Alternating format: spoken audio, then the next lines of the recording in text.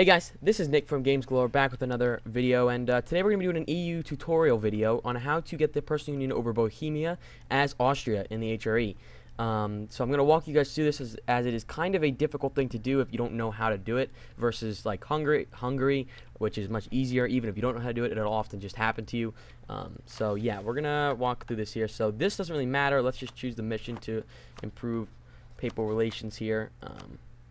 I'm not even going to like really ally with anybody as there's no need, but I will attempt to show you if we get lucky enough to get Hungary as well during this. I will ally with the Papal State. So the first thing I need to do is get a royal marriage immediately with Bohemia, which is here. So to do that, we have to improve relations with him slightly. Austria is kind of unfortunate as you only serve 2 diplomats, which is actually really annoying. We'll go in a slower speed here. But it's very important to get this royal marriage with him, as it's how you're going to get... Oh, see, we can already get it back from him, so now we gotta wait for my diplomat to return. But it's how he's going to get the Habsburg heir, which is what actually allows us to get the personal union and get the claim in his throne. So we'll wait for that to happen. Otherwise, we are going to rival Denmark as he rivaled us. I'm just gonna rival the people that rivaled me here, the Ottomans and Burgundy. But I'm not even, like I said, trying to ally with people. There's no need for me. I will, I guess, just ally with Hungary as if we might be able to try and get the PU over him as well. Otherwise, yeah, I could ally to a ton of other people around the world, around Europe, but there's no need for that right now.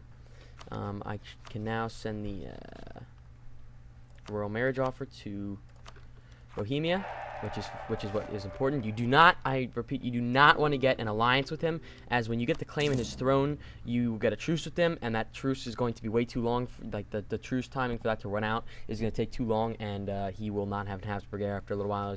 I'll show you. He gets a mission in 1446 or late 1446 that gives him a special heir. Royal marriage offer from Cleves. No, I'm not doing any of this. I forgot the name. Pozny, something like that. He was famous in Bohemian history. I forget his name, but and he's a really good heir for them. But if you can if you get the Habsburg before that happens, then you're set because you can claim his throne. I will continue to move my army actually to his borders. Let's see who's he allied to. Saxony, pretty normal. It actually makes the war very easy to fight. Otherwise, playing as normal Austria. Just basically now we just sit here and wait until we see who his heir is.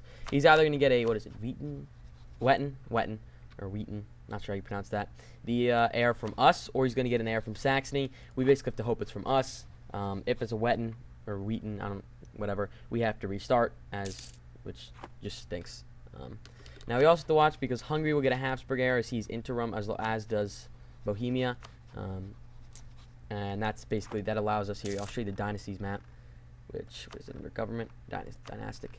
Everybody in gray here does not have a ruler, which is actually really interesting. As you can see, a ton of people don't start with rulers, and so it leaves them it leaves people around them a lot of influence at the beginning of the game to get personal unions, as you can get a ruler of your heritage. Okay, that's normal. That's the Shadow Kingdom over there. Otherwise, well, I probably would be doing something close to declaring war on Bavaria around here, although I'd probably wait. Oh, France declares war on, or England declares war on France, I guess. It's technically the option you get is France. It's normal. Now you have to keep a very close eye in Bohemia here, as if you do miss the heir, you're screwed, which kind of stinks. But the war actually itself is pretty easy to fight if you can catch it in time. But we're just gonna wait and see what heir he gets.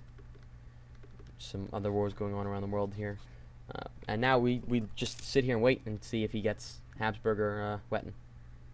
And that's basically all we can do.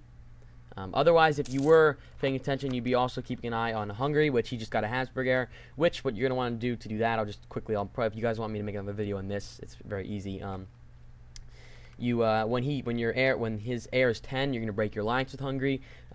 That means when he's 15 and becomes a ruler, you won't have a truce, so the truce will last for 5 years. You can claim his throne and declare war on him, or he might actually just accept. Sure, he gets a mission. He might straight up accept into your personal union, which would be great, because at that point, if you've done Bohemia already, Bohemia and Hungary, which is Austria. If you think about it, gives you all this land here, which is just fantastic, and it makes a lot of people want to vote for you in the empire, and it's just a great thing.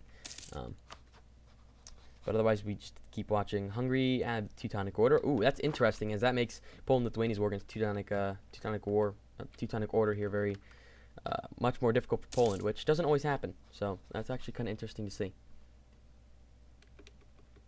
Oh, and there's the war. So interesting here. I really don't want Hungary to like get beat up too bad, as it's kind of I've seen Poland lose this one. I've seen him win it. So I'm not sure which is going to happen here. Did he get a Persian Union over, or is he allied? He already got the Persian Union over Poland. Interesting. Keeping an eye on Bohemia very closely here now. 1446. I forget exactly when this happens, but oh, Hungary's fighting a battle over here against Poland. I forget when this happens, but it's sometime in 1446 when Bohemia gets his separate heir. I wonder how this war is going to go. It's interesting.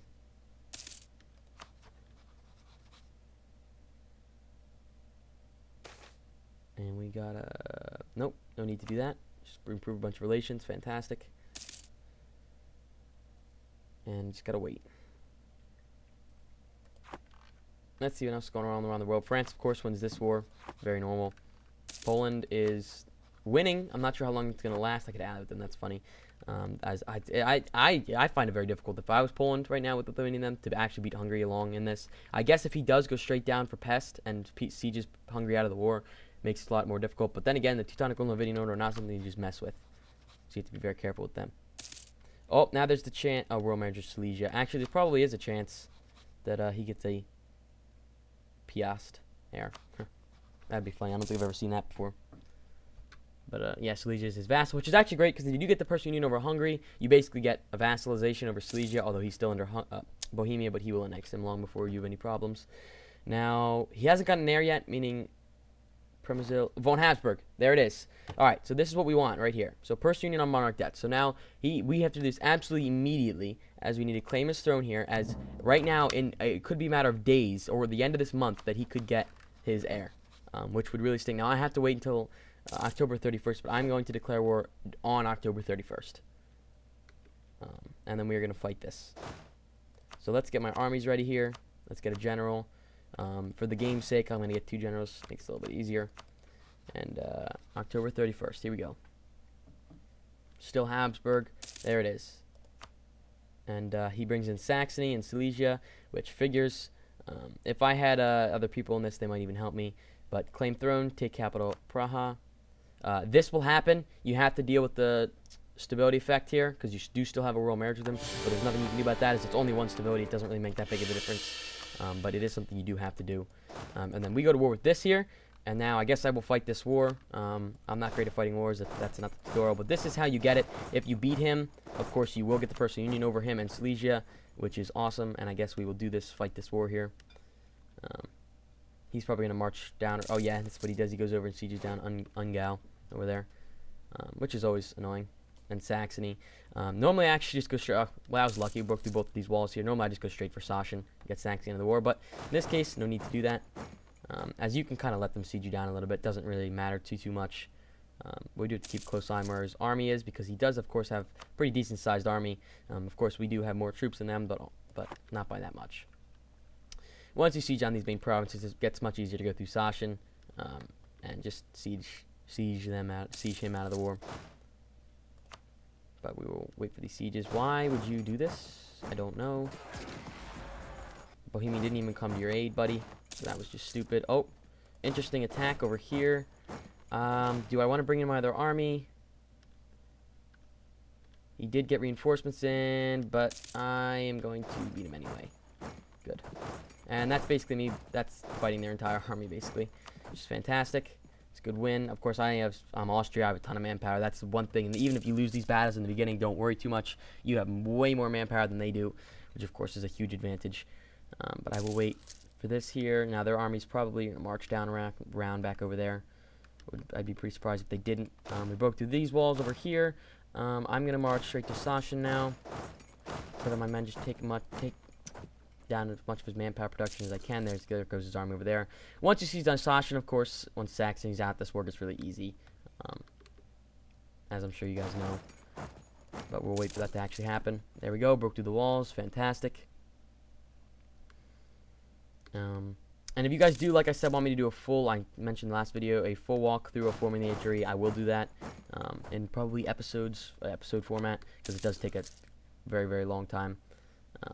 But this is just getting the Persian Union over Bohemia. And this game might be interesting. You're going to have to watch, because if Poland does take land from Hungary, you might want to restart at the beginning of the game if you really want to do the best as you can as Austria, as that's going to in turn hurt you, as you're going to end up taking those provinces. So you don't really want Poland to have them, of course. But we will wait to win this war, and I'll show you how to do the Personal Union peace deal and everything. Of course, we are almost through Sachem, which is great. Losing money doesn't really matter too much. They're going to probably get to roll over there, but that doesn't matter. Again, Denmark accepted peace with Novgorod. I didn't even see that they did that. What is this? No, I will get an heir on my own. Interesting. Took Neva. Something that I see them do quite a bit. But still always interesting to see, because I've seen them maybe in the past update. They've attacked Novgorod much more than they have before that. Alright, Sachem has fallen. I could be Saxony out. Of course, you don't. At this point, you can take land from him. In my other games, I believe I did actually. Like, if you want to do this, aggressive expansion isn't too bad as long as you're careful, because there is, of course, aggressive expansion for gaining a personal union over Bohemia. But you don't really have to worry about that too much. We're going to go over here to Ratibor, siege that down. Just take out Silesia's army over here real quick. He goes to Prague, of course, because he's going to try and retake his capital. Now, at this point, I wouldn't even attack him, because it's a waste of your manpower and it's a waste of his. If you could probably at 84% get the personal union. Union with Bohemia, there it is. I can do it.